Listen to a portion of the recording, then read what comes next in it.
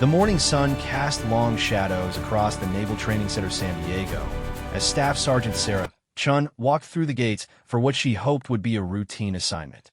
At 26, she had already seen more combat than most soldiers would experience in their entire careers. Her compact frame moved with the fluid confidence of someone who had learned to navigate hostile territory where a single mistake meant death.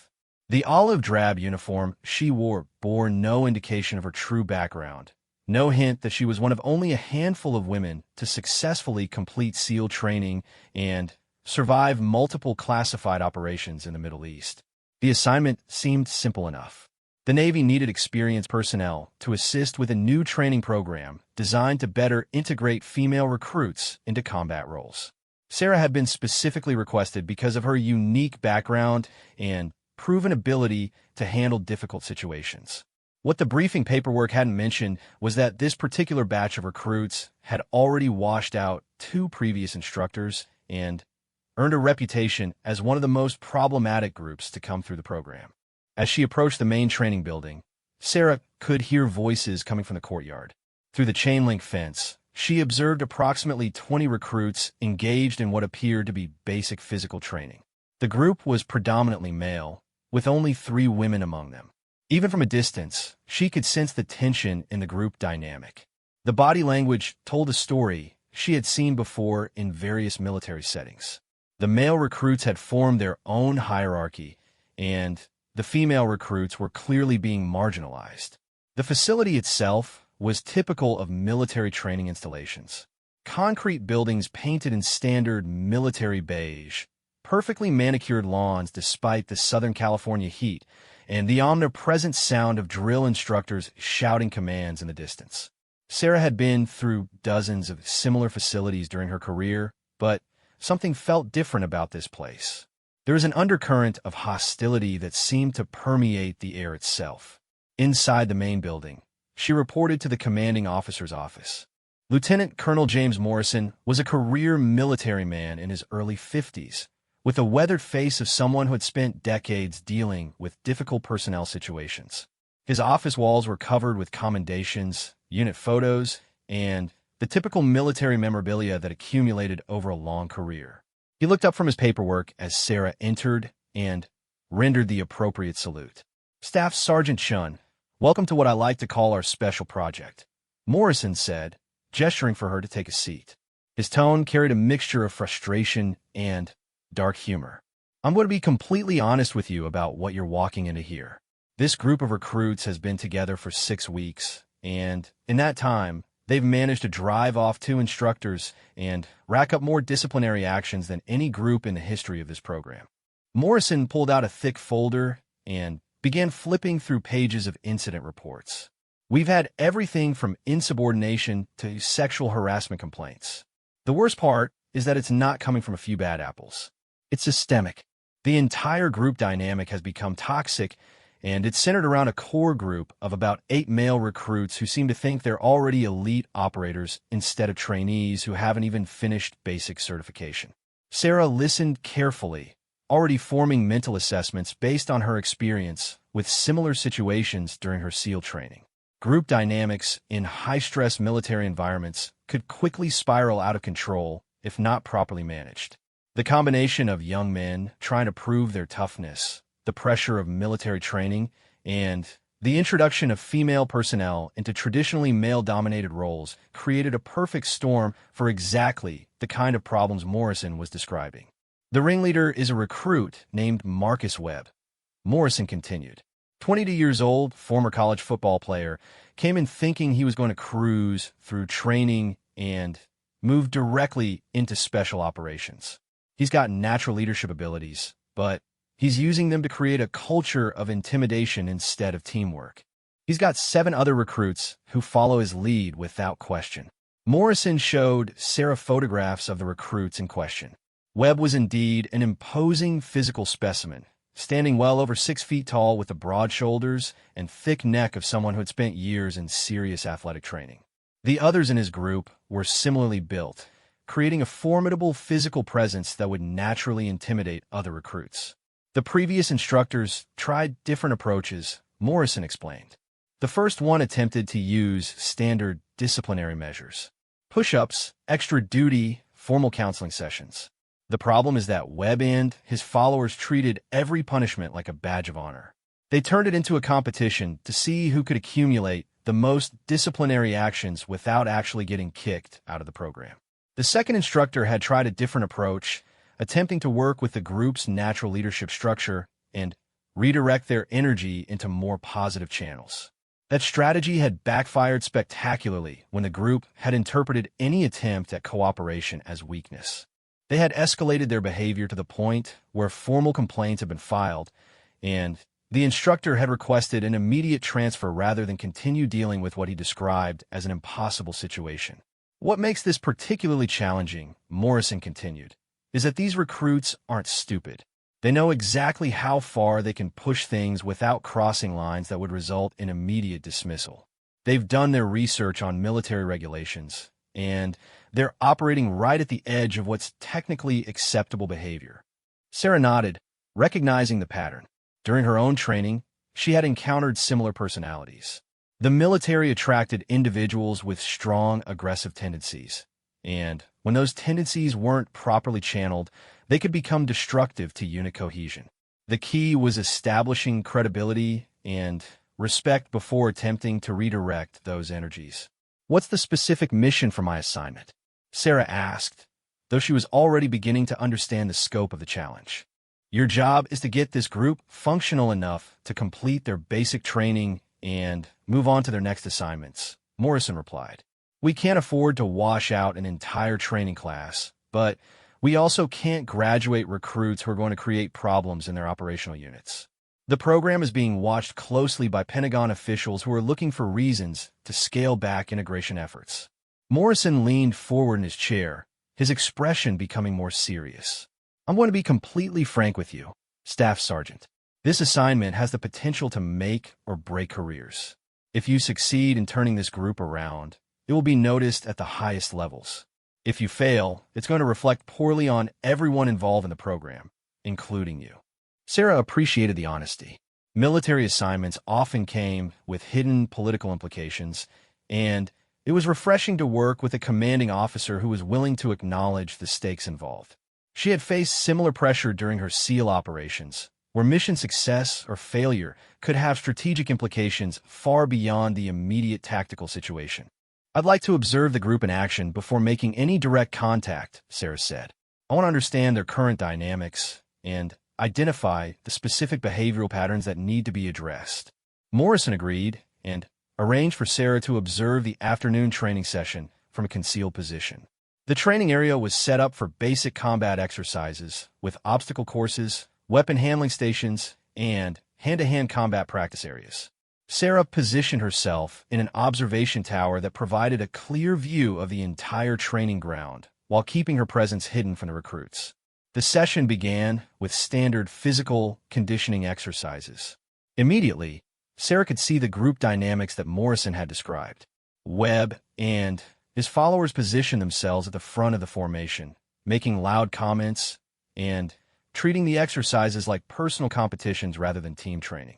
The female recruits were subtly but systematically excluded from the informal leadership structure, forced to position themselves at the back of formations, and treated as if they were guests rather than equal participants. During weapon handling exercises, the intimidation became more overt. Webb's group would crowd around the female recruits during instruction periods, making comments just loud enough to be heard but not loud enough to be clearly understood by the instructors. Sarah could see the stress building in the female recruits' body language. They were trying to maintain military bearing while dealing with constant low-level harassment. The situation escalated during hand-to-hand combat training. The exercise was supposed to involve randomly paired sparring matches using basic defensive techniques. Instead, Webb maneuvered the situation so that his followers were consistently paired with the female recruits. What should have been controlled practice sessions became opportunities for the male recruits to demonstrate physical dominance through excessive force. Sarah watched as one of the female recruits, a small blonde woman who couldn't have weighed more than 120 pounds, was paired with one of Webb's followers who outweighed her by at least 80 pounds. The exercise called for basic defensive moves and controlled contact.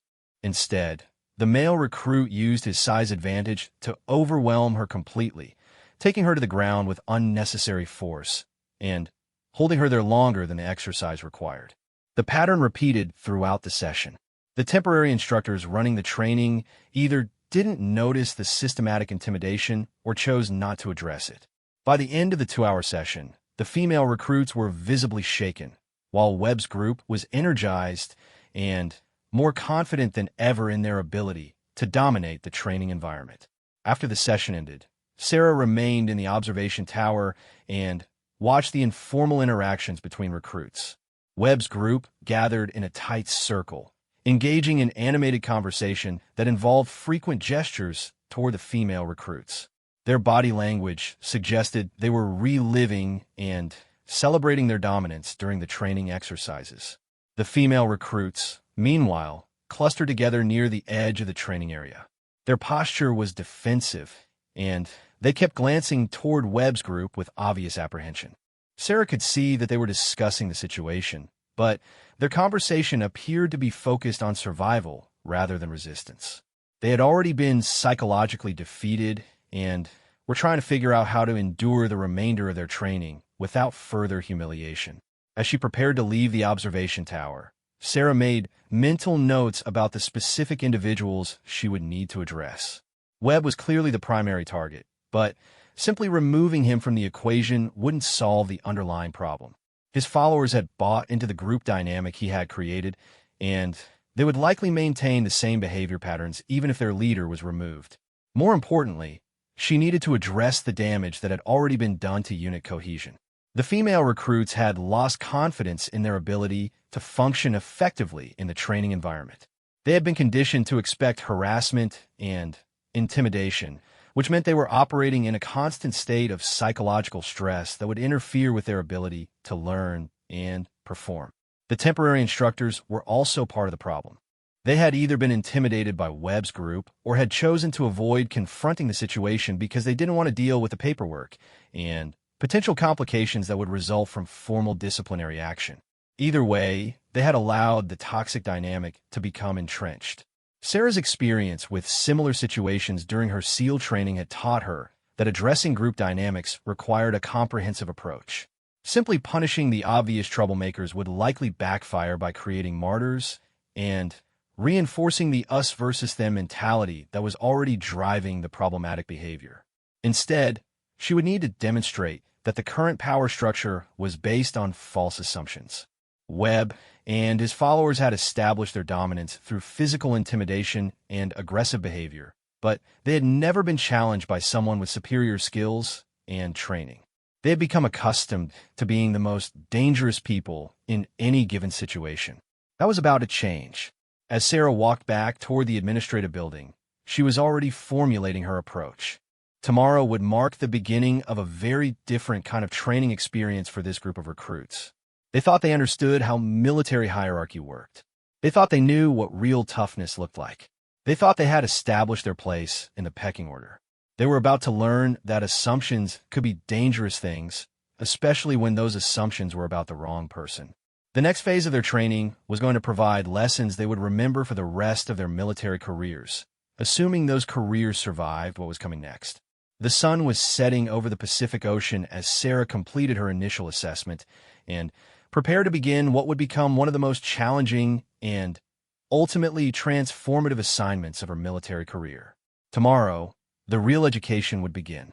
Dawn came early at the Naval Training Center, and Sarah Chun was already in the gym by 500 hours, running through her morning conditioning routine.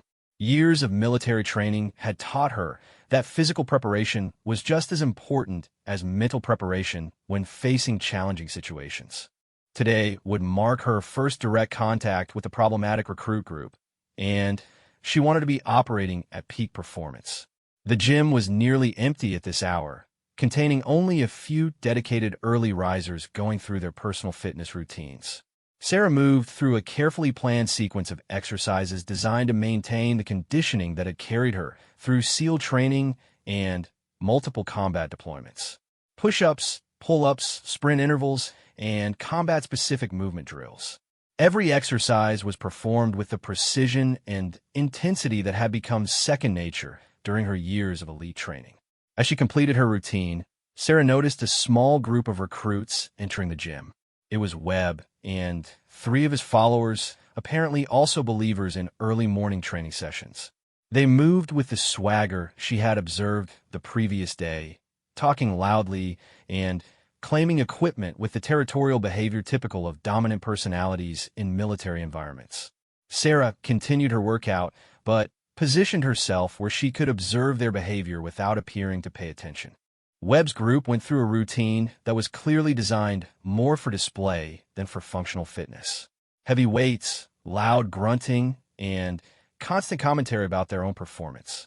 They were performing for an audience even when they thought no one was watching. After approximately 20 minutes, Webb noticed Sarah's presence. She could see him assessing her, making the same calculations that most people made when they first encountered her. Small female, probably some kind of administrative personnel, definitely not someone who posed any kind of threat to his established position in the training group hierarchy. "Hey, you new around here?" Webb called out, his tone carrying the casual arrogance she had expected. His followers immediately stopped their exercises and turned their attention toward the interaction, sensing potential entertainment. Sarah finished her current set of pull-ups before responding, using the time to let Webb's question hang in the air and establish that she wouldn't be responding to demands for immediate attention. When she did turn around, her expression was professionally neutral. "Staff Sergeant Chun," she replied simply, providing her rank without elaborating on her role or background. Webb's expression shifted slightly as he processed the rank differential. As a recruit, he was technically required to show appropriate respect to his staff sergeant, but his body language suggested he was calculating whether those rules applied in the informal setting of the early morning gym session. "Staff Sergeant," Webb said, adding the proper address, but with just enough casual tone to suggest he considered it a formality rather than a genuine acknowledgement of authority. "You working with the training groups here?" "I am," Sarah replied, again keeping her response minimal and letting Webb carry the conversation. Years of experience had taught her that aggressive personalities like Webb's would usually reveal their true nature if given enough rope to hang themselves with. "Which group?" asked one of Webb's followers, a thick-necked recruit named Johnson who had been identified in the files as one of the primary enforcers of the group's intimidation tactics. "Yours," Sarah said, and for the first time since the conversation had begun, she smiled. The dynamic in the gym shifted immediately. Webb and his followers exchanged glances suddenly, realizing they were no longer dealing with a random administrative staff member, but with someone who would have direct authority over their training experience. Sarah could see them recalculating their approach, trying to figure out how much of their true personalities they had already revealed. "Well, that's great," Webb said, his tone becoming artificially friendly. "We're looking forward to working with you, Staff Sergeant.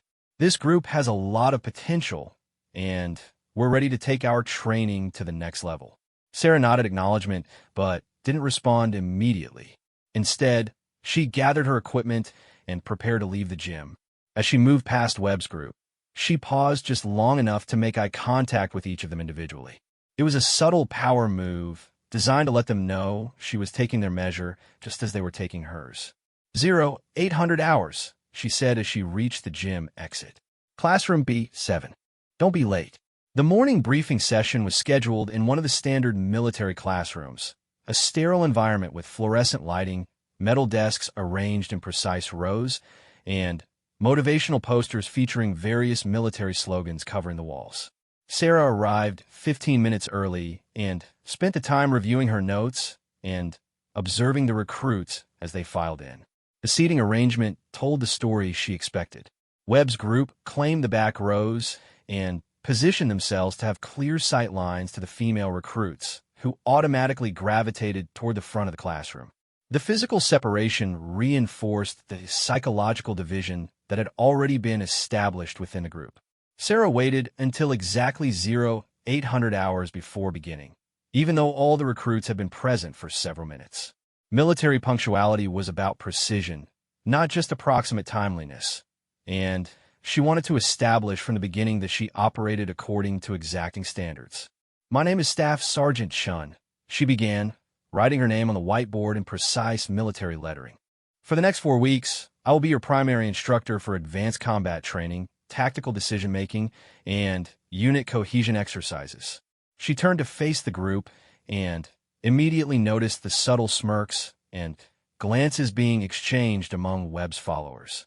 They were clearly amused by something, though they were trying to keep their reactions hidden from direct observation. This program has been specifically designed to prepare you for integration into operational military units, Sarah continued. The training you will receive during the next 4 weeks will determine whether you are ready for that responsibility or whether you need additional preparation before being assigned to active duty positions. Sarah began walking slowly through the aisles between the desks, a technique she had learned from maintaining control of a classroom environment while simultaneously observing individual reactions and body language. As she moved through Webb's section of the classroom, she could hear barely audible comments and suppressed laughter. The curriculum will include advanced weapons training, close-quarters combat, tactical decision-making under stress, and leadership exercises designed to test your ability to function effectively as part of a team. She explained, maintaining her professional tone despite the obvious disrespect being shown by Webb's group. "Excuse me, Staff Sergeant," Webb interrupted, raising his hand in a gesture that appeared respectful but was clearly intended to challenge her authority. "What's your background in combat training? We want to make sure we're getting instruction from someone who has actually been in combat situations." The question was carefully crafted to appear legitimate, while actually being a direct challenge to her credibility. Webb was betting that a female staff sergeant would not have extensive combat experience, and that he could undermine her authority by forcing her to admit limitations in her background. Sarah stopped walking and turned to face Webb directly. For several seconds, she said nothing, letting the silence build tension in the classroom. When she did speak, her voice remained calm and professional. "Recruit Webb, your concern about instructor qualifications is noted," she said. "I'm sure you'll have ample opportunity to evaluate my training capabilities during the practical exercises we'll be conducting." It was a perfect military response. She had acknowledged his question without providing the detailed background information he was fishing for, and she had implied that his doubts would be addressed through demonstrated competence rather than verbal credentials. But Webb wasn't finished. "It's just that some of us have been talking, and we want to make sure this training is going to prepare us for real-world situations. We've heard that sometimes instructors get assigned based on other factors instead of actual combat experience." The implication was clear, and several of his followers made no effort to hide their grins. They were suggesting that Sarah had been assigned to the position because of her gender rather than her qualifications, a deliberate insult designed to provoke a defensive reaction. Sarah had faced similar challenges countless times during her military career. The assumption that female service members were less qualified or had achieved their positions through preferential treatment rather than merit was a constant undercurrent in military environments. She had learned that responding with anger or defensiveness only reinforced those assumptions. Instead, she smiled. "Recruit Webb, I appreciate your concern about the quality of training you'll receive," she said, her tone remaining friendly and professional. "Tell you what, since you're obviously eager to get started with the practical applications, why don't we move directly to a hands-on demonstration?" She walked to the front of the classroom and began clearing desks from the center area, creating an open space large enough for combat demonstration. "In fact, since you seem to be the informal leader of this group, why don't you volunteer to help me demonstrate some basic close-quarters combat techniques?" Webb's expression shifted as he realized the situation was developing in a direction he hadn't anticipated. His challenge to her credentials was being turned into an opportunity for her to demonstrate those credentials directly. He found himself in a position where backing down would undermine his credibility with his followers, but accepting the challenge could potentially expose him to humiliation if she turned out to be more capable than expected. "I don't know if that's appropriate, Staff Sergeant," Webb said, attempting to find a way out of the situation without losing face. Sparring with an instructor could create liability issues." "Nonsense," Sarah replied cheerfully. "This is standard military training. Every recruit needs to be comfortable with basic defensive techniques. Consider it part of your evaluation." The other recruits in the classroom were now fully engaged, sensing that they were about to witness something significant. The female recruits looked nervous, clearly worried about what would happen to someone who might be their only advocate if she was humiliated by Webb in front of the group. Webb's followers, meanwhile, were excited by the prospect of seeing their leader demonstrate his physical dominance over the new instructor. Webb realized he had no choice but to accept the challenge. His entire leadership position within the group was based on his reputation for physical intimidation and aggressive behavior. If he backed down from a direct confrontation with a female instructor, his credibility would be permanently damaged. "All right, Staff Sergeant," he said, standing up and moving toward the cleared area. "What kind of demonstration did you have in mind?" Sarah positioned herself in the center of the open space and gestured for Webb to join her. "Basic defensive techniques," she said. "You attack, I demonstrate appropriate defensive responses. Nothing complicated." Webb entered the demonstration area with the confidence of someone who had never been seriously challenged in hand-to-hand combat. At 6'3" and 220 pounds, he had significant size and strength advantages over almost everyone he encountered. His college football background had taught him to use his physical gifts to overwhelm opponents, and he had no reason to believe this situation would be any different. "How do you want me to attack?" Webb asked, assuming a casual stance that demonstrated his lack of concern about the outcome. "However you want," Sarah replied. "Make it realistic. In actual combat situations, attackers don't announce their intentions or follow rules." Webb grinned and looked back at his followers, who were watching with anticipation. "All right, Staff Sergeant. Hope you're ready for this." He launched himself forward with the explosive power of someone accustomed to physical confrontation, intending to use his size advantage to overwhelm her before she could react. It was the same technique that had worked countless times during his athletic career and had established his reputation among the recruits. What happened next will be talked about in the training facility for years to come. Sarah moved with fluid precision that seemed to defy physics. Instead of attempting to meet Webb's charge directly or backing away from his attack, she redirected his momentum while simultaneously striking pressure points that disrupted his balance and motor control. In less than 3 seconds, Webb found himself face down on the classroom floor with his arm locked behind his back in a position that caused excruciating pain whenever he attempted to move. The silence in the classroom was absolute. 20 recruits stared in shock at the sight of their informal leader completely immobilized by someone half his size. Webb struggled briefly against the hold, but every movement only increased his discomfort and demonstrated how completely he had been outmatched. "The key to effective defensive techniques," Sarah said calmly, maintaining the submission hold while addressing the class as if nothing unusual had occurred, "is using an attacker's momentum and aggression against them. Size and strength advantages become irrelevant when proper technique is applied." She released the hold and stepped back, allowing Webb to get back to his feet. His face was flushed with embarrassment and pain, and his eyes showed a mixture of shock and rage that suggested he was struggling to process what had just happened to him. "Thank you for volunteering, Recruit Webb," Sarah said politely. "Please return to your seat so we can continue with the lesson." Webb stood there for several seconds, clearly considering whether to launch another attack or attempt to salvage his reputation through verbal confrontation. Sarah simply waited, her posture relaxed but alert, making it clear that she was prepared for whatever he decided to do next. Finally, Webb returned to his seat without saying anything. His followers watched him with expressions ranging from confusion to concern, suddenly uncertain about the power dynamics they had assumed were fixed and predictable. Sarah returned to the front of the classroom and resumed her briefing as if the demonstration had been a planned part of the curriculum. "Combat training is about more than physical conditioning," she continued. "It requires tactical thinking, situational awareness, and the ability to remain calm under pressure. These skills can be developed through proper training and practice." For the remainder of the session, the classroom remained unusually quiet. Webb's group, which had been disruptive and disrespectful throughout the morning, now sat in silence and paid careful attention to every word Sarah said. The female recruits, meanwhile, sat straighter and appear more confident than they had since the beginning of their training program. As the session ended and the recruits filed out of the classroom, Sarah could hear urgent whispered conversations beginning among Webb's group. They were clearly shaken by what they had witnessed and were trying to figure out how to respond to this unexpected development. The female recruits approached Sarah's desk as the others left the classroom.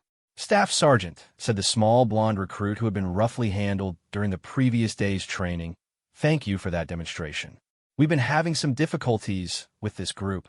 Sarah looked at the three women and could see the hope in their expressions. They were looking for an ally, someone who could protect them from the systematic intimidation they had been experiencing. But Sarah knew that simply becoming their protector wouldn't solve the underlying problem. The best defense against intimidation, Sarah told them, is developing the confidence and skills to defend yourselves. We'll be working on that during the coming weeks. As the women left the classroom, Sarah began planning the next phase of her strategy. The demonstration had served its purpose of disrupting Webb's assumed authority and showing the group that their informal power structure was based on false assumptions. But she knew that Webb and his followers wouldn't simply accept the new reality without attempting to reassert themselves. The real test was still to come. Webb's ego had been damaged, and aggressive personalities like his typically responded to humiliation with escalated aggression rather than acceptance. He would be looking for opportunities to regain his status and demonstrate that the classroom incident had been a fluke rather than a revelation of Sarah's true capabilities. Sarah was counting on that reaction. Her years of SEAL training had taught her that sometimes the best way to neutralize a threat was to let it reveal itself completely before taking decisive action. Webb and his followers were about to learn that challenging someone with their background and training was the kind of mistake that could have consequences they weren't prepared to handle. The next few days would determine whether this group of recruits could be salvaged and turned into functional military personnel, or whether more drastic measures would be necessary to address the toxic culture they had created. Either way, Sarah was prepared for whatever came next. The afternoon training session would provide the next opportunity for Webb's group to test their revised assumptions about their new instructor. Sarah intended to make sure that session provided even clearer lessons about the dangers of underestimating the wrong person. The afternoon training session was scheduled to take place in the main physical training complex, a sprawling facility that included multiple training areas designed for different aspects of military preparation. Sarah arrived 30 minutes early to set up equipment and finalize her lesson plan, but she wasn't surprised to find that Webb and his core group of followers had arrived even earlier and were engaged in what appeared to be an intense planning session near the equipment storage area. Their body language told a clear story. This wasn't casual conversation between training partners. This was a strategy meeting complete with animated gestures and frequent glances toward the main training area where the afternoon session would take place. Sarah could see that Webb was doing most of the talking, while his followers listened intently and occasionally offered what appeared to be suggestions or modifications to whatever plan was being developed. Sarah continued with her equipment preparation while keeping the group under observation through her peripheral vision. Years of combat experience had taught her to maintain situational awareness without appearing to pay direct attention to potential threats. Webb's group was clearly planning some kind of response to the morning's classroom demonstration, and Sarah wanted to understand their intentions before the rest of the recruits arrived. The planning session continued for approximately 15 minutes before the group dispersed to different areas of the training facility. Instead of staying together, as they typically did, Webb's followers positioned themselves at strategic locations throughout the complex. Johnson stationed himself near the main entrance where he could observe everyone entering the facility. Martinez positioned himself near the equipment storage area where he could monitor access to training materials. Stevens and Rodriguez took positions that gave them clear sight lines to the primary training areas. It was a classic intimidation setup, designed to create an atmosphere of surveillance and potential threat without any overt aggressive actions that could be officially documented or punished. Sarah recognized the tactic from her experience with hostile populations during overseas deployments. The goal was to create psychological pressure through the implied threat of coordinated action. As other recruits began arriving for the afternoon session, Sarah observed their reactions to the unusual positioning of Webb's group.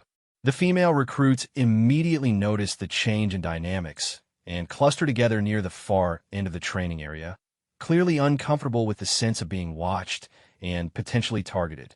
Several of the male recruits who weren't part of Webb's inner circle also appeared nervous, glancing around the facility and keeping their distance from the strategically positioned followers.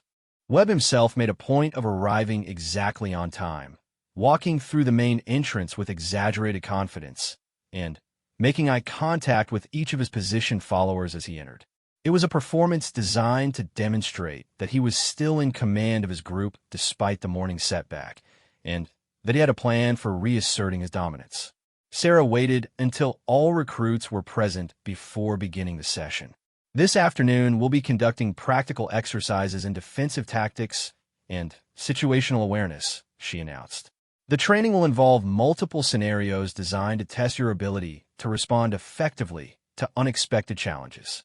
She divided the group into teams for the initial exercises, deliberately mixing Webb's followers with other recruits instead of allowing them to maintain their usual clustering. It was a standard military training technique designed to break up established social dynamics and force individuals to work with people outside their comfort zones. Team assignments are posted on the board, Sarah continued. You'll rotate through different stations, with each station focusing on a specific aspect of tactical training. Teams will be evaluated both on individual performance and on their ability to function effectively as coordinated units. Webb raised his hand before she could continue. Staff Sergeant, what if some team members aren't performing at the level needed for effective training? Should we adjust our approach to accommodate weaker teammates? It was a carefully crafted question designed to sound like a legitimate training inquiry, while actually being a veiled reference to the female recruits. Webb was attempting to establish a framework that would justify excluding or marginalizing team members he considered inadequate, while maintaining plausible deniability about his true intentions. Every team member contributes according to their capabilities, Sarah replied. Effective military units succeed by maximizing the strengths of all personnel, not by writing off individuals who may have different skill sets. But what about situations where accommodating weaker team members compromises mission effectiveness? Webb pressed, clearly determined to continue pushing the boundaries of acceptable discourse. Sarah recognized that Webb was attempting to maneuver her into a philosophical discussion about military standards and gender integration that would allow him to voice his opinions about female combat capability without technically violating regulations against harassment or discrimination. Recruit Webb, Sarah said, her tone remaining professionally neutral. Your concerns about team effectiveness will be addressed through the practical exercises we're about to conduct. You'll have plenty of opportunities to demonstrate your understanding of effective teamwork. She turned to address the entire group. The first station involves close-quarters combat scenarios. Teams will face simulated attack situations and will be evaluated on their ability to neutralize threats while protecting all team members. The close-quarters combat station was set up in a section of the facility that resembled an urban environment, with walls, doorways, and obstacles that simulated the kind of confined spaces where military personnel might face hostile contact. Each team would face a series of scenarios involving multiple attackers using padded weapons, with success measured by their ability to eliminate threats while sustaining minimal casualties. Sarah assigned herself as the primary evaluator for this station, which meant she would be directly observing how Webb's group performed when faced with actual combat challenges rather than just theoretical discussions about capability and standards. The first several teams moved through the scenarios with predictable results. Most recruits had limited experience with close-quarters combat, and their attempts to coordinate defensive actions were clumsy and ineffective. They struggled with communication, positioning, and timing, resulting in scenarios where simulated attackers were able to inflict significant casualties before being neutralized. When Webb's team entered the scenario area, the dynamic immediately changed. Instead of following the established pattern of team coordination, Webb positioned himself as the primary combatant while relegating his teammates to supporting roles. It was a tactic that played to his physical strengths while minimizing the contributions of team members he considered less capable. The first scenario involved 3 simulated attackers entering through separate doorways. Webb's approach was to charge the nearest attacker and attempt to eliminate the threat through direct confrontation, leaving his teammates to deal with the remaining attackers as best they could. The tactic worked well enough against the relatively inexperienced role players serving as simulated enemies, and Webb's team achieved better results than most of the previous groups. "Excellent work, Recruit Webb," Sarah announced as the first scenario concluded. "Your team showed good tactical awareness and effective threat neutralization." Webb grinned with satisfaction, clearly pleased that his approach had been publicly recognized as successful. His teammates also appeared relieved and confident, believing they had found an effective formula for the remaining scenarios. "Let's move to Scenario 2, Sarah continued. "This one involves multiple attackers with enhanced training and coordination. Teams will need to demonstrate more sophisticated tactical responses." What Webb and his team didn't know was that Sarah had arranged for the second scenario to involve herself as one of the simulated attackers. She had changed into the same protective gear worn by the other role players, making her identity impossible to determine until the scenario was already in progress. The second scenario began with 4 attackers entering the combat area from different directions. Webb immediately charged toward the nearest threat, expecting to use the same direct confrontation approach that had worked in the previous exercise. But instead of facing another inexperienced recruit playing the role of an enemy combatant, Webb found himself up against someone with years of actual combat training. The encounter was over in seconds. Sarah used Webb's charging momentum against him, redirecting his attack while simultaneously disarming him and taking him to the ground with a control technique that left him completely immobilized. While Webb struggled uselessly against her hold, the other simulated attackers quickly overwhelmed his teammates, who had been counting on their leader to neutralize the primary threat. "Scenario complete," Sarah announced, releasing Webb and helping him back to his feet. "Team casualties, 100%. Mission failure." The observation area where the other recruits had gathered to watch the exercises fell completely silent. This was the second time in one day that they had witnessed Webb being completely outmatched by their new instructor, and the implications were beginning to sink in for everyone involved. Webb's face showed a mixture of embarrassment and anger that was barely contained by his awareness that he was being observed by the entire group. His teammates looked confused and demoralized, suddenly uncertain about the leadership and tactics they had been relying on. "The lesson here," Sarah said, addressing the entire group, "is that effective tactics must be adaptable to different threat levels. Approaches that work against inexperienced opponents may be completely inadequate when facing trained adversaries." She moved to the center of the training area where everyone could see her clearly. Military operations often involve encounters with enemy forces who have extensive training and combat experience. Success requires tactical flexibility, team coordination, and the ability to function effectively even when your initial approach proves inadequate. Webb raised his hand again, but this time his body language showed frustration rather than the confidence he had displayed earlier. "Staff Sergeant, that scenario wasn't realistic. In actual combat situations, we'd be armed with real weapons and wouldn't be limited to hand-to-hand combat." Sarah nodded acknowledgement of his point. "You're absolutely right, Recruit Webb. Let's adjust the next scenario to include simulated weapons and see how that changes the tactical requirements." She moved to the equipment area and returned with training weapons designed to simulate standard military firearms. The weapons used infrared targeting systems that registered hits on special sensors worn by all participants, providing immediate feedback about the effectiveness of different tactical approaches. "Scenario 3, Sarah announced, involves armed combat in a confined space. All participants will be equipped with simulated weapons. Rules of engagement are simple. Eliminate all opposing forces while sustaining minimal casualties." Webb's confidence returned immediately. Armed combat was his preferred environment, and he was convinced that weapons would neutralize any advantages his instructor might have in hand-to-hand combat. He selected his simulated weapon with obvious satisfaction and began positioning his team for what he expected would be a redemptive performance. "Team's ready?" Sarah asked, taking her position with the other simulated enemy forces. "Ready," Webb replied, his tone carrying renewed confidence. The scenario began with both teams positioned at opposite ends of the combat area. Webb's team had the advantage of defensive positions and superior numbers, facing only 3 simulated enemies instead of the 4 from the previous exercise. Webb immediately began issuing commands to his teammates, directing them to maintain defensive positions while he moved to establish flanking positions that would allow him to engage the enemy forces from multiple angles.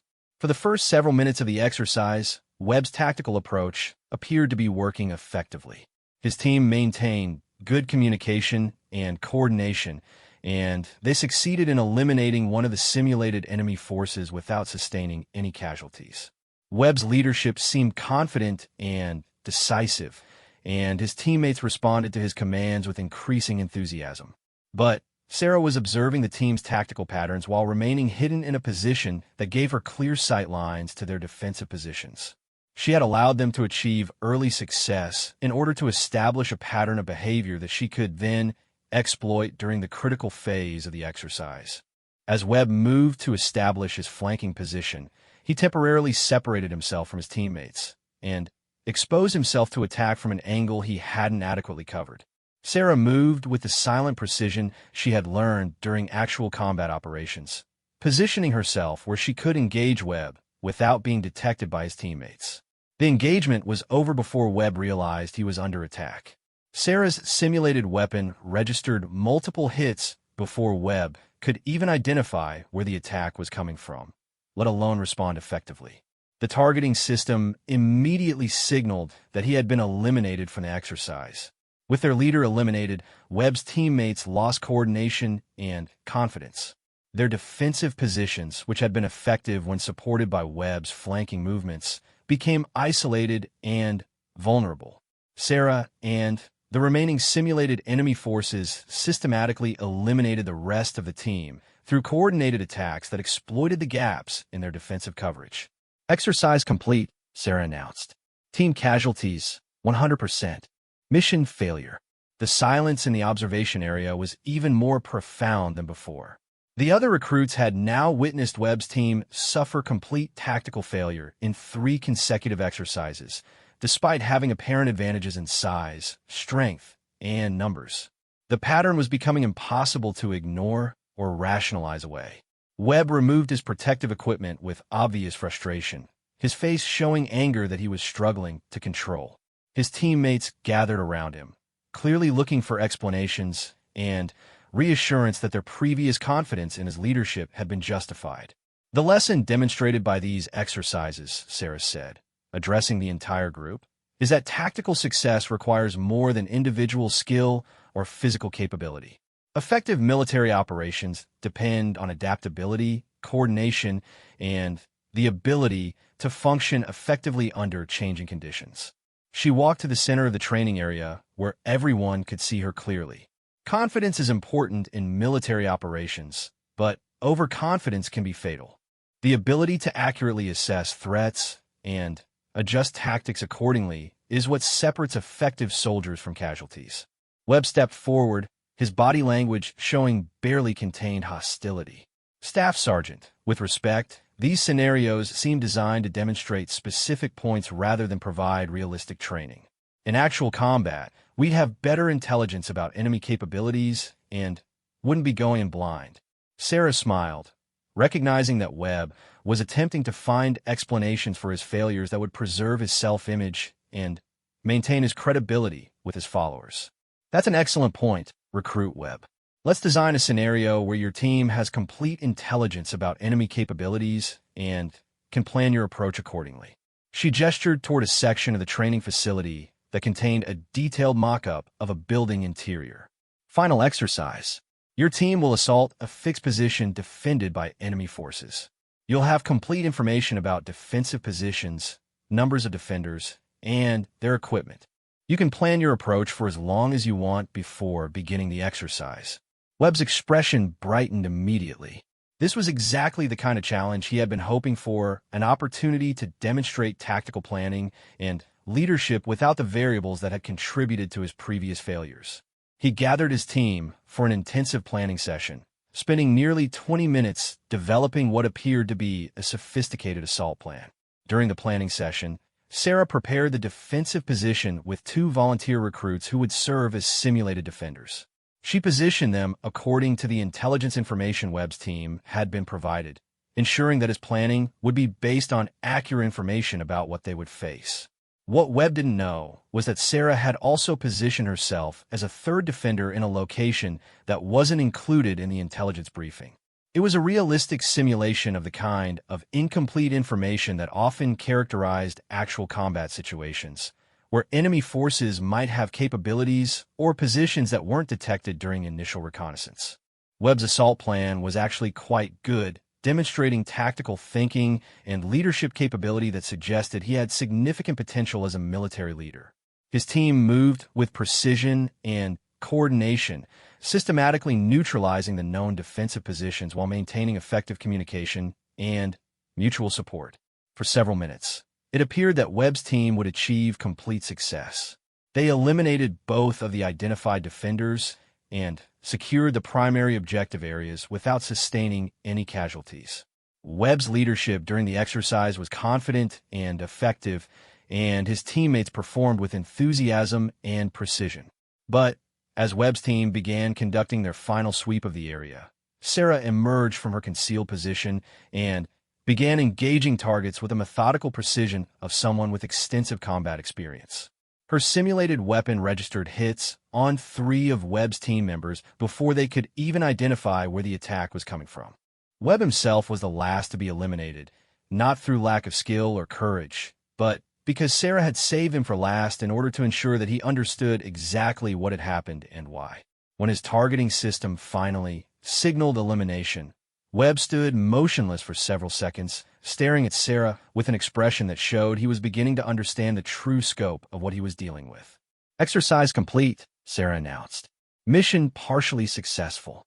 Primary objectives achieved, but team casualties were unacceptably high due to incomplete intelligence and failure to maintain adequate situational awareness." Webb removed his protective equipment slowly, his earlier anger replaced by something that looked more like grudging respect mixed with frustration. His teammates gathered around him again, but this time their expressions showed uncertainty rather than confidence in his leadership. "Today's exercises have demonstrated several important principles," Sarah said to the assembled group. "Military success requires technical skill, tactical planning, leadership, and adaptability. But most importantly, it requires the humility to recognize when you're facing opponents who may have superior training and experience." She looked directly at Webb as she continued. "Overconfidence kills soldiers. The ability to accurately assess both your own capabilities and those of potential opponents is what keeps military personnel alive in actual combat situations."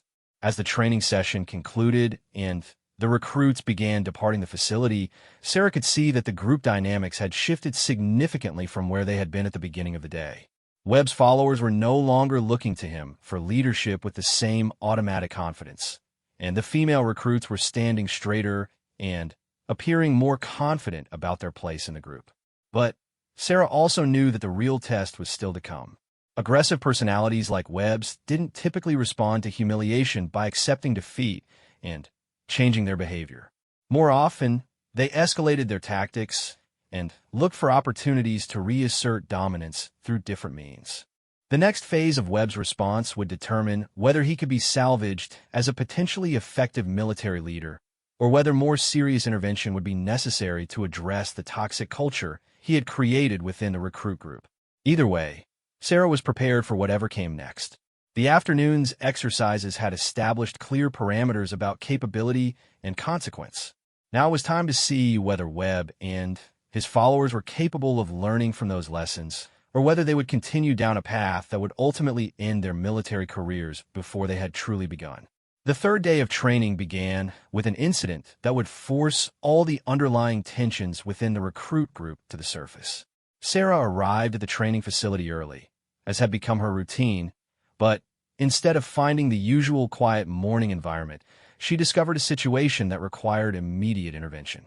In the main corridor outside the dormitory area, she found Rebecca Martinez, one of the 3 female recruits, sitting on a bench with tears streaming down her face and what appeared to be personal belongings scattered on the floor around her. Rebecca was a tough young woman from Texas who had joined the military to prove herself in a traditionally male environment. And seeing her in this state immediately told Sarah that something serious had occurred. "What happened, Martinez?" Sarah asked, kneeling down to help gather the scattered items. "It was my fault, Staff Sergeant," Rebecca said, trying to compose herself. "I should have been more careful about securing my gear." Sarah noticed that Rebecca's personal items weren't just scattered randomly. They had been deliberately arranged in humiliating positions, with undergarments draped over equipment and personal photographs torn and damaged. This wasn't the result of careless storage or accidental spillage. This was systematic harassment designed to intimidate and humiliate. "Tell me exactly what happened," Sarah said, her tone making it clear that this wasn't a request. Rebecca hesitated, clearly torn between wanting justice and fearing the consequences of reporting the incident. "I got up early to use the bathroom facilities, and when I came back, my locker had been broken open and everything was dumped out here in the hallway." There was a note. She handed Sarah a piece of paper with block letters that read, "Maybe you'll learn to stay in your place." Sarah felt the familiar surge of controlled anger that had carried her through multiple combat deployments.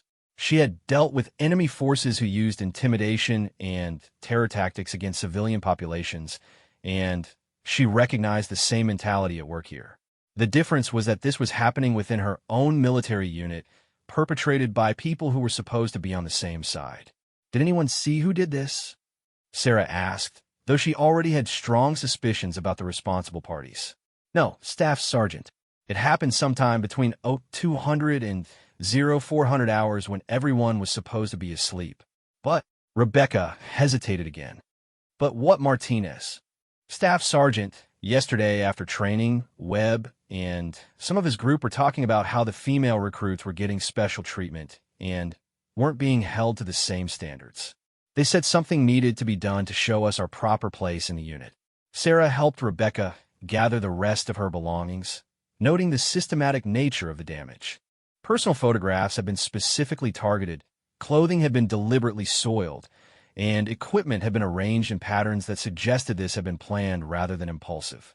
This was psychological warfare, designed to break down Rebecca's confidence and send a message to the other female recruits about what would happen if they continued to challenge the established hierarchy. "Martinez, I need you to file a formal complaint about this incident," Sarah said. "This kind of behavior is completely unacceptable and violates multiple military regulations." "Staff Sergeant, I don't want to cause trouble," Rebecca replied. "If I file a complaint, it's just going to make things worse for all of us. Webb's group will escalate their harassment, and we'll never be able to function as part of this unit." Sarah recognized the tactical dilemma Rebecca was facing. Military units depended on group cohesion and mutual trust to function effectively. When that cohesion was undermined by internal harassment and intimidation, it created situations where victims often felt that reporting abuse would only make their situations worse by identifying them as targets for further retaliation. But Sarah also understood that allowing this behavior to continue unchallenged would send a message that harassment and intimidation were acceptable methods for establishing group hierarchy. Webb and his followers needed to understand that their actions had consequences, and those consequences needed to be severe enough to deter future incidents. "Martinez, I understand your concerns," Sarah said, "but this behavior is only going to escalate if it's not addressed directly. I'm going to handle this situation, but I need you to trust that I can protect you and the other female recruits from retaliation." Sarah spent the next hour documenting the incident and reviewing security camera footage from the dormitory area. The facility's surveillance system had limited coverage, but she was able to establish a timeline that narrowed the window of opportunity for the harassment to have occurred. More importantly, She identified several instances where Webb's group had been observed near the female recruits' dormitory area during times when they had no legitimate reason to be there. The morning training session was scheduled to begin at 0800 hours, but Sarah decided to modify the planned curriculum to address the behavioral issues that were undermining unit cohesion. Instead of conducting the scheduled weapons training, she would focus on military ethics, professional conduct, and the consequences of behavior that violated military standards. When the recruits assembled in the main training area, Sarah immediately noticed that the group dynamics had shifted again overnight. Webb's followers appeared more confident and aggressive than they had been following the previous day's tactical exercises, while the female recruits looked even more withdrawn and defensive. The message sent by the harassment incident had been received by everyone in the unit. This morning we're going to discuss military ethics and professional conduct, Sarah announced, deliberately not mentioning the specific incident that had prompted the change in curriculum. Military units depend on trust, mutual respect, and shared commitment to mission success. When those foundations are undermined, it compromises the effectiveness and safety of everyone involved. Webb raised his hand before she could continue. Staff Sergeant, are we going to be conducting practical training today, or is this going to be another classroom session? It was a direct challenge to her authority, phrased as a reasonable question about training schedules, but clearly intended to demonstrate that Webb was still prepared to push boundaries and challenge decisions he didn't agree with. Recruit Webb, we'll be conducting whatever training I determine is most needed to prepare this unit for operational effectiveness, Sarah replied. If you have concerns about the training schedule, you're welcome to discuss them with me after the session. She moved to the center of the training area where she could maintain eye contact with all the recruits. Military regulations exist to ensure that all personnel can function effectively regardless of their individual backgrounds or personal characteristics. When those regulations are violated, it creates situations that compromise unit effectiveness and mission success. Sarah began walking through the group, observing individual reactions and body language as she continued her presentation. Harassment, intimidation, and discrimination are not only violations of military regulations, they're tactical mistakes that undermine the capabilities of military units. As she moved through Webb's section of the formation, Sarah could see subtle reactions that confirmed her suspicions about who had been responsible for the harassment incident.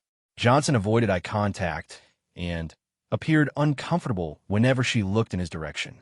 Stevens kept glancing toward Webb as if seeking guidance about how to respond. Martinez fidgeted nervously and appeared to be suppressing reactions to specific points in her presentation. Some people believe that military effectiveness requires aggressive behavior and the establishment of dominance hierarchies, Sarah continued. This is a fundamental misunderstanding of how effective military units actually function. Webb interrupted again. Staff Sergeant, with respect, military units do have command structures and authority relationships. Somebody has to be in charge, and that's usually going to be the people with the most capability and experience. Sarah stopped walking and turned to face Webb directly. You're absolutely right, Recruit Webb. Military units do have command structures, but those structures are based on rank, training, and demonstrated competence, not on physical intimidation or harassment. She moved closer to Webb, her body language shifting subtly to convey that this was no longer a general discussion about military ethics, but a direct confrontation about specific behavior. Effective military leaders earn respect through their actions and decisions, not by targeting people they perceive as vulnerable. Webb's expression hardened as he realized that the conversation was becoming more personal than he had anticipated.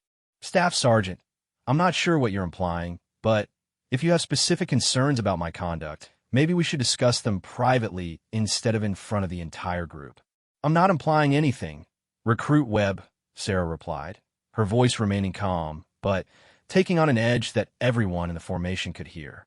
I'm stating directly that harassment and intimidation have no place in military units, and people who engage in such behavior will face appropriate consequences. The tension in the training area was now palpable. The other recruits could sense that they were witnessing something more significant than a routine discussion about military ethics. This was a direct confrontation between Webb and Sarah about behavior and authority, and the outcome would determine the future dynamics of the entire unit. Webb stood up from his position in the formation, violating the military protocol that required recruits to remain in formation unless specifically instructed otherwise.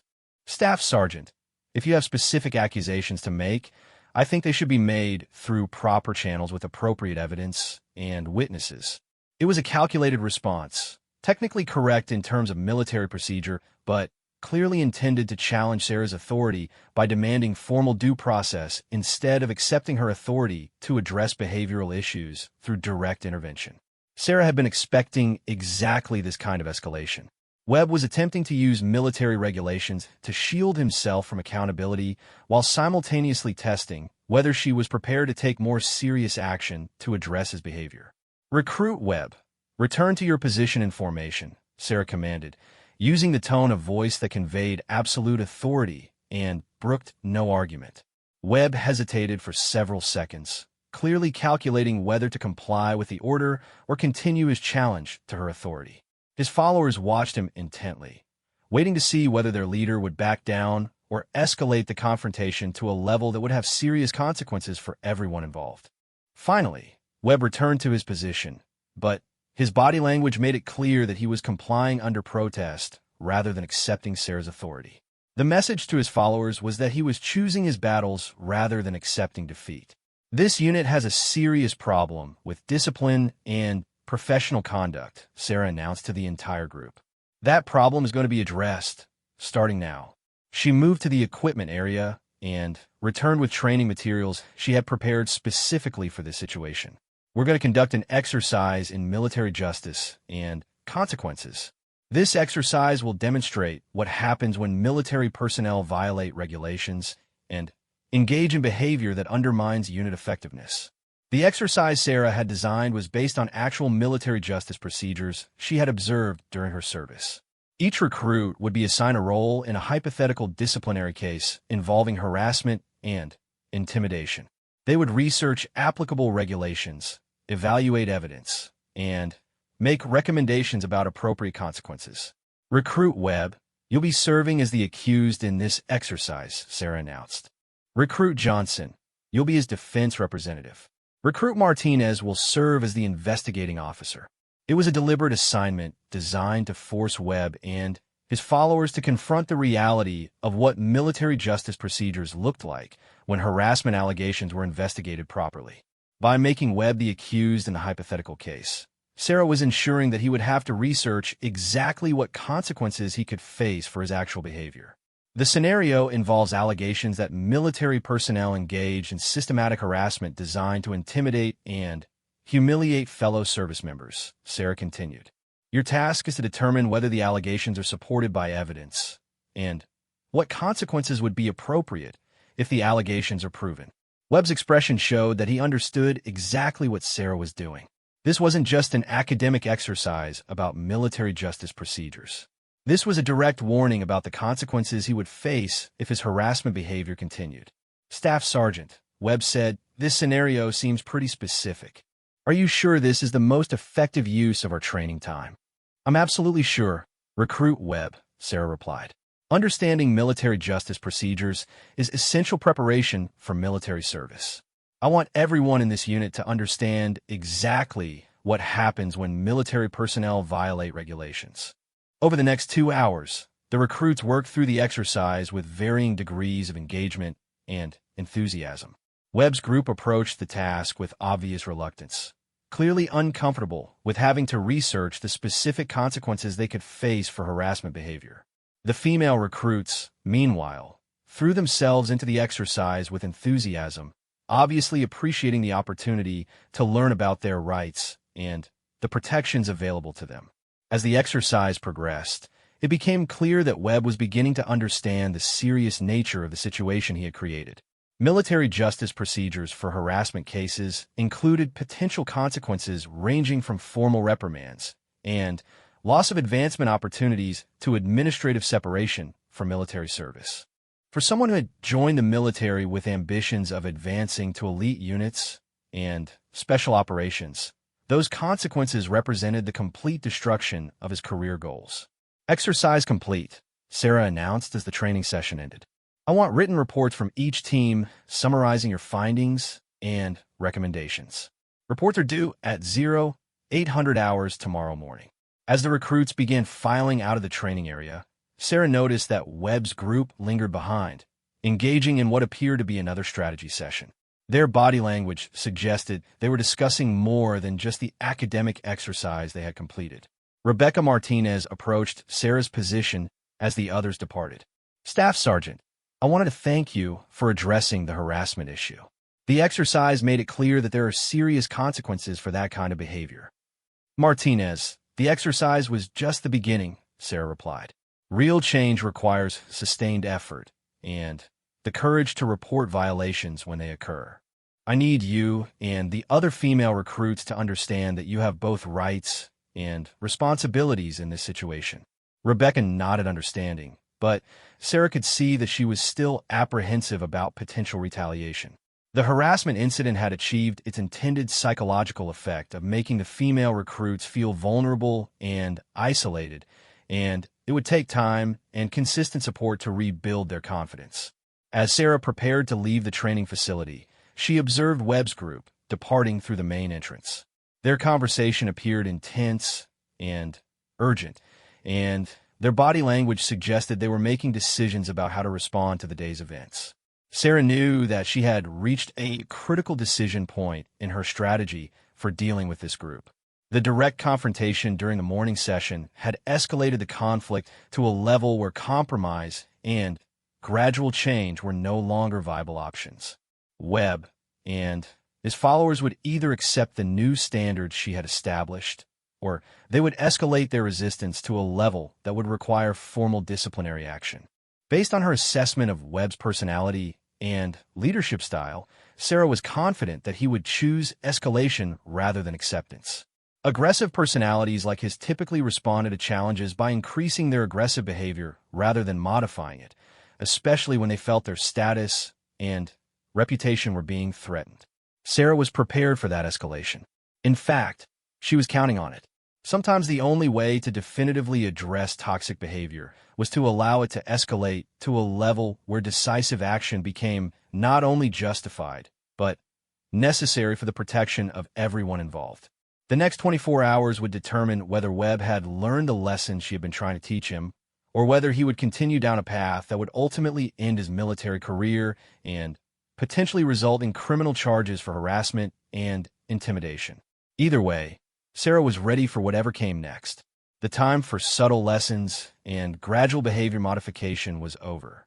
Now it was time to determine whether Webb and his followers were capable of functioning as professional military personnel, or whether they needed to be removed from the program before they could cause further damage to their fellow recruits and the military units they would eventually join.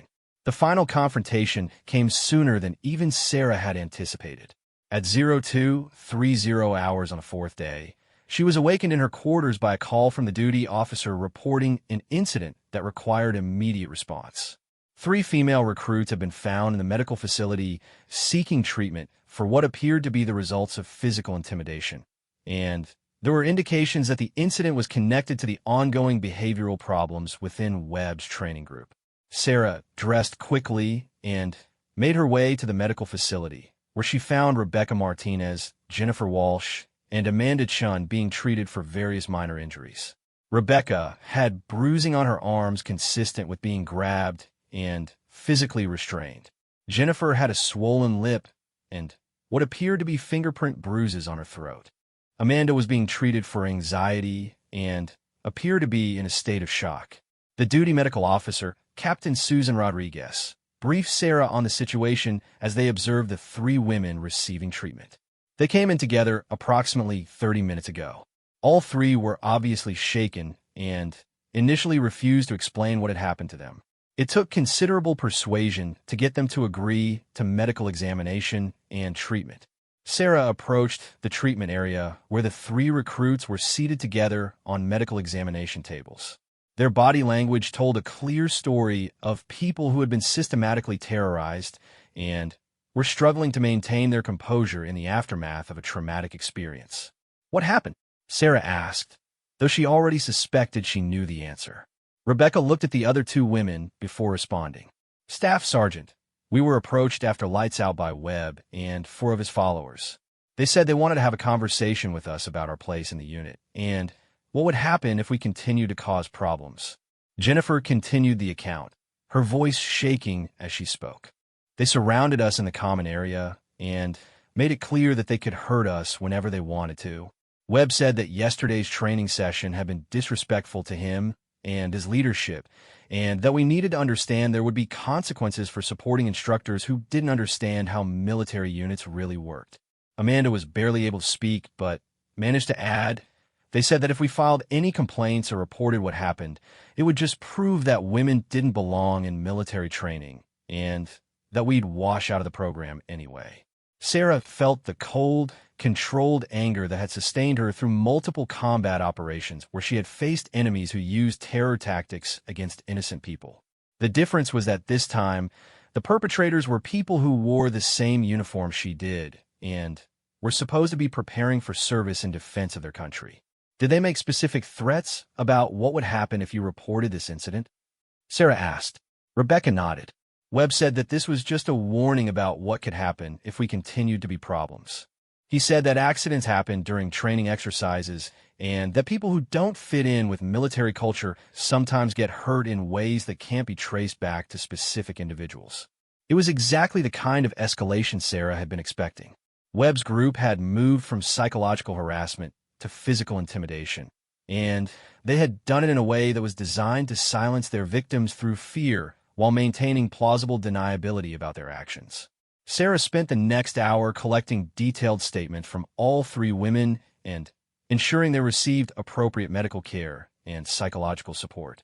She also arranged for them to be temporarily relocated to secure quarters where they would be protected from further intimidation while the incident was investigated and appropriate action was taken. By 0500 hours, Sarah had completed her preliminary investigation and was prepared to take action. She had documented evidence of systematic harassment, physical intimidation, and threats against fellow military personnel. More importantly, she had evidence that Webb's group was operating as an organized conspiracy to undermine unit discipline and create a culture of fear and intimidation. Sarah's next stop was Lieutenant Colonel Morrison's office. She knew that Morrison would be awake and available despite the early hour, because incidents of this magnitude required immediate command attention and decisive response. Morrison listened to her briefing with the grim expression of a career military officer who had seen similar situations before and understood their potential implications. When Sarah finished her report, Morrison was silent for several minutes, clearly considering the various factors that would influence his response to the situation. "Staff Sergeant Chun, this situation has escalated beyond what can be handled through normal disciplinary channels," Morrison said finally. "We're looking at potential criminal charges, including assault, conspiracy, and violations of federal statutes regarding harassment and intimidation." Morrison activated his computer terminal and began accessing personnel files and military justice procedures. "I'm immediately suspending Webb and his 4 followers from all training activities pending formal investigation. They'll be confined to quarters under guard until military police can take them into custody for formal processing." Sarah nodded agreement, though she knew that formal military justice procedures would take time to complete, and there was still the question of how to salvage the training program for the remaining recruits who had not been directly involved in the harassment and intimidation. "Sir, I recommend that the remaining recruits be given the opportunity to complete their training under modified procedures," Sarah said. "The 3 female recruits have demonstrated remarkable courage and resilience, and they shouldn't be penalized because of the criminal behavior of others in their group." Morrison agreed and authorized Sarah to restructure the remaining training program to focus on the recruits who were committed to professional military standards and ethical behavior. It would require intensive work to rebuild unit cohesion and restore confidence, but it was achievable with proper leadership and support. At 0630 hours, Sarah assembled the remaining recruits for what she knew would be the most important briefing of their military careers. The group now consisted of 12 individuals who had been peripheral to Webb's inner circle, but had not been directly involved in harassment and intimidation activities. Last night, several members of this unit engaged in criminal behavior that violated military regulations, federal law, and basic standards of human decency, Sarah announced. Those individuals have been suspended from training and will face appropriate legal consequences for their actions. The remaining recruits listened with expressions ranging from shock to relief. Many of them had been aware that Webb's behavior was problematic, but had been reluctant to challenge him or report violations because of fear of retaliation or uncertainty about how their complaints would be received. The question now is whether the rest of you are prepared to complete your training according to professional military standards, Sarah continued. Military service requires courage, integrity, and commitment to protecting people who cannot protect themselves. It does not require or tolerate harassment, intimidation, or criminal behavior. Sarah spent the next hour explaining the new training structure and expectations. The remaining recruits would complete an intensive program focused on leadership, ethics, and the practical skills needed for effective military service. They would also participate in sessions designed to address the psychological damage caused by the toxic culture that had been allowed to develop within their original group. Over the following weeks, Sarah watched with professional satisfaction as the reconstituted training group developed into an effective and cohesive unit. Without the negative influence of Webb's group, the remaining recruits were able to focus on learning and developing the skills they would need for successful military careers. Rebecca Martinez, Jennifer Walsh, and Amanda Chun not only completed their training successfully, but emerged as leaders within the new group structure. Their experience with harassment and intimidation had given them insight into the importance of military ethics and the courage required to stand up for professional standards even when facing significant personal risk. The formal military justice proceedings against Webb and his followers took several months to complete, but the outcomes were decisive. Webb himself was convicted of conspiracy, assault, and violations of federal harassment statutes. He received a dishonorable discharge from military service and a sentence of 2 years in federal prison. His followers received similar but somewhat lesser sentences, depending on their level of involvement in the criminal activities. The case became a precedent within the military justice system for how harassment and intimidation cases should be investigated and prosecuted. The clear documentation of systematic criminal behavior and the decisive response by military leadership sent a message throughout the service that such behavior would not be tolerated regardless of the perpetrator's backgrounds or perceived potential. 6 months after completing her assignment at the Naval Training Center, Sarah received a letter from Rebecca Martinez, who had completed advanced training and been assigned to a combat engineering unit. Staff Sergeant Chun, the letter read, "I want to thank you for teaching us that military service is about protecting people who need protection, not about intimidating people who are different from you. Your example of courage and professional integrity gave us the strength to